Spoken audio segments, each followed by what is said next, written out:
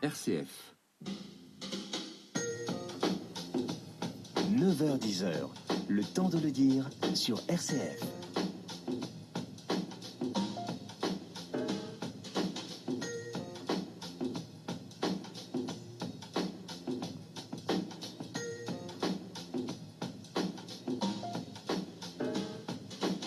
Bonjour à tous, c'est le temps de le dire. Et ce matin, une émission sur la place des femmes dans l'Église catholique.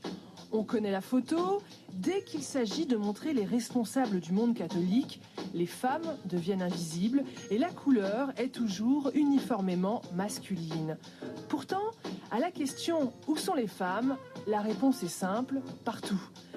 Dans la catéchèse, auprès des malades et des mourants, dans les écoles, dans les paroisses, pour la préparation des catéchumènes, des familles en deuil, des nouveaux parents et même, de plus en plus, dans les facultés de théologie. Et pourtant, c'est comme si les femmes n'étaient pas prises au sérieux. L'on pourra toujours objecter que selon les critères d'évaluation adoptés, la place concédée aux femmes dans l'institution romaine ou le peuple de Dieu est importante ou ridicule. Que dans l'Église catholique, que dans l'histoire de l'Église catholique, il y a de grandes figures féminines. Catherine de Sienne, Thérèse d'Avila, Thérèse de Lisieux, Hildegard de Bingen, sans oublier bien sûr la Vierge Marie. Mais le sentiment dominant est celui de la lassitude. Qu'aussi grandes soient ces figures, leur reconnaissance sert parfois d'alibi, de caution, pour montrer la bonne volonté de l'institution ecclésiale. Mais ne s'agit-il que d'une question de pouvoir ? Le mal a l'air d'être bien plus profond, et des siècles de surdité à la parole féminine semblent disqualifier aujourd'hui toute réflexion sur le féminin chez les cathos. Et les malentendus sont lourds et ils s'accumulent. Il y a bien sûr la question de l'ordination, mais aussi celle de la contraception, de la sexualité, de la famille, et peut-être aussi tout simplement de l'identité féminine. Alors, c'est le temps de le dire. On parle des femmes et de l'Église catholique aujourd'hui. Comme tous les jours, vous avez la parole. N'hésitez pas à intervenir, à poser vos questions. 04 72 38 20 23.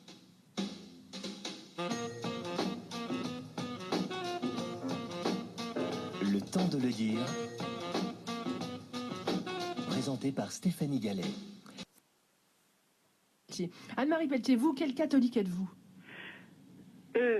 Je dirais que je suis une chrétienne catholique et qui se réjouit d'être chrétienne, parce que je crois que c'est une grande chose, et qui se réjouit également d'être une femme et donc d'être conviée à vivre la vie chrétienne et la grâce baptismale, puisque c'est de cela qu'il s'agit, dans la situation qui est celle d'une femme. Et j'ai grande admiration pour les femmes. Et du coup aussi, je dirais que je suis sensible à ce qui leur arrive, à ce qui leur advient, à la fois à l'échelle des sociétés humaines et puis de... Et là, vous avez... Alors, vous, Anne-Marie Pelletier, quelle féministe vous êtes ?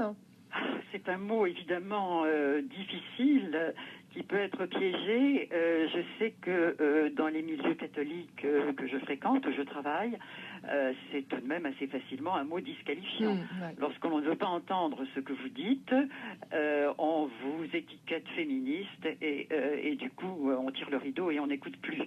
Je me retrouve à proximité de Lucetta. Enfin, bien sûr, il y a des féminismes, et donc dire féministe, c'est pas n'importe quoi.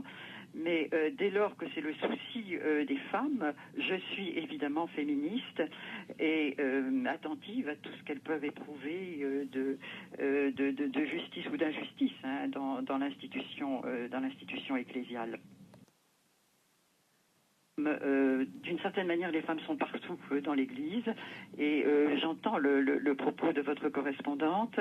Les femmes font le travail et si elles cessaient de le faire, on s'apercevrait de ce que leur défection représente. Alors tout le problème, c'est que effectivement, dès qu'on monte un peu dans la hiérarchie et dans la prise de décision, il n'y a plus de femmes du tout. Donc, si vous voulez, nous sommes dans cette situation paradoxale, à savoir que d'une certaine manière, les femmes sont dans l'Église et sont à la manœuvre, Et c'est le sentiment que beaucoup de prêtres ont, en particulier, en se demandant à la limite pourquoi, de quoi elles se plaignent.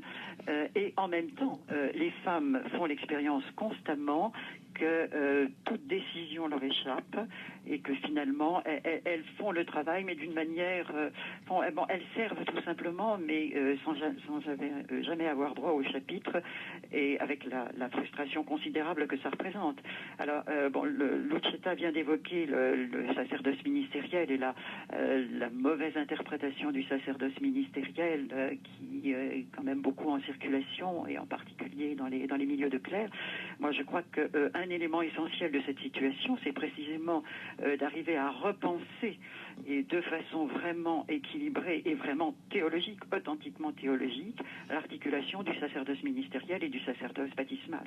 Or, c'est vrai que si nous en sommes assez souvent dans des situations où on est dans des problèmes de pouvoir, et c'est ce que votre auditrice évoquait, répartition de pouvoir, transfert de pouvoir d'un côté ou de l'autre, c'est parce qu'en réalité, il n'y a pas de véritable conscience et de conscience éduquée chez les chrétiens de ce qu'est le sacerdoce baptismal. Et ça, je crois que ça tient aussi en partie au déficit d'une prédication, tout simplement, par les prêtres, de ce qu'est la réalité du sacerdoce baptismal et la grandeur, la dignité et la vocation de ce sacerdoce. On va le rappeler, hein, le sacerdoce baptismal, c'est le fait d'être baptisé. C'est ce qui appelle, à quoi sont appelés tous les baptisés. Absolument. C'est la réalité constitutive du être chrétien, du être du Christ.